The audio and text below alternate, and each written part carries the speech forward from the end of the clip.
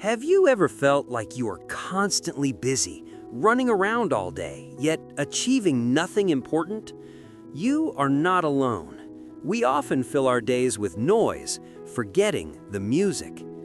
Today, I'm sharing a story that will completely change how you look at your daily 24 hours. It's a simple concept that can fix a messy life. And remember, listening to simple, meaningful stories like this is one of the best ways to improve your English naturally. So relax, listen carefully, and let's discover the secret of the jar. Let me introduce you to a young man named Rahul. Rahul was bright. In university, everyone agreed he had high potential. He came from a good family, had plenty of friends, and life seemed full of opportunity. But Rahul had one significant flaw, a habit that was slowly ruining his potential: procrastination. His motto was always, "I'll do it later." Need to study for a crucial exam? I have all weekend. I'll start tomorrow. Need to start exercising? Next Monday for sure. Learn that new skill for his career? There is plenty of time. Rahul spent his days chasing small joys, scrolling through social media for hours, endless coffee chats with friends about nothing important, watching TV shows until late at night. He thought this was living life to the fullest. As the years went by, a gap started to form. His friends graduated and found good jobs. Some started their own businesses. They were getting fit and building their futures. Rahul, however, stayed exactly in the same place. He was busy, but he wasn't productive. The reality hit him hard when he failed a very important job interview, a job he really wanted. He was devastated and felt lost. Seeing his despair, his father said, "Rahul, there is a very wise old professor who lives just outside the campus. Go speak to him. Perhaps he can help you see what you are missing." The next day, skeptical but desperate, Rahul went to visit the professor. He found the professor sitting in his garden at a wooden table.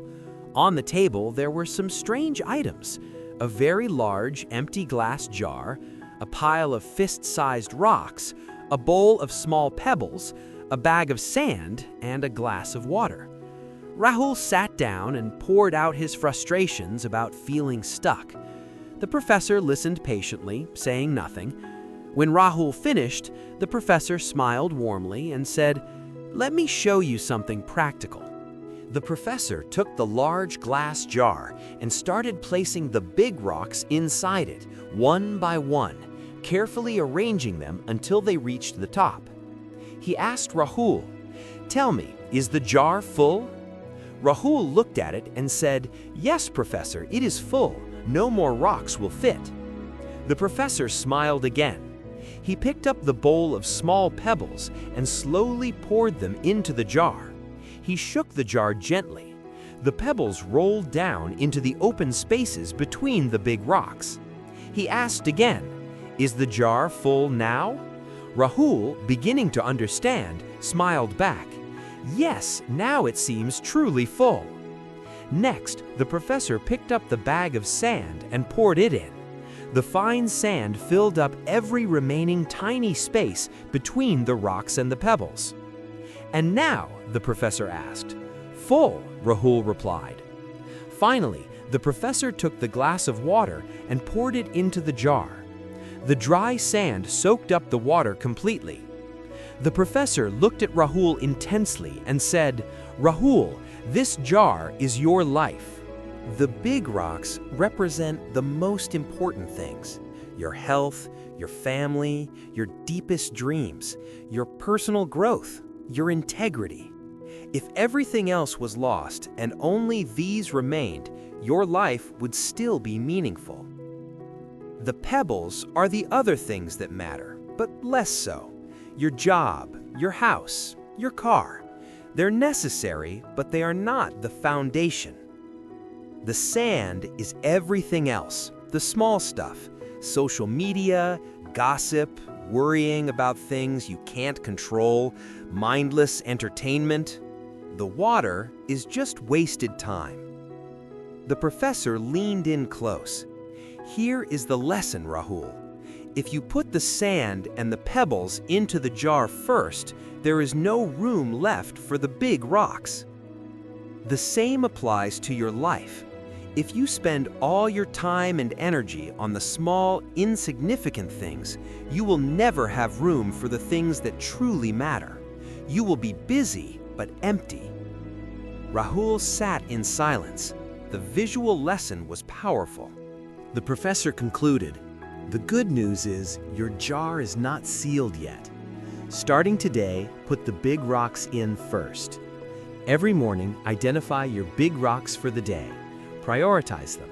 The sand will always find a space around them." That day changed Rahul's life. He stopped saying later. He identified his big goals, learning essential skills, focusing on his health and spending quality time with family. He scheduled those first. The small joys, the sand, still happened, but they fit into the gaps. They didn't dominate his day.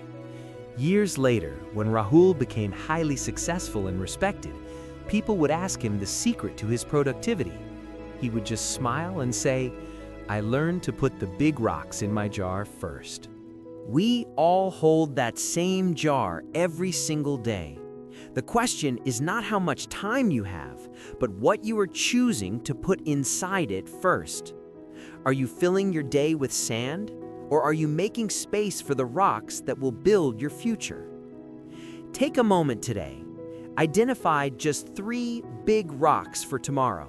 Do them first. Don't let the sand drown out your dreams. If this story helped you see things differently, hit that like button and subscribe for more stories that motivate and teach. Whatever you do today, make it count.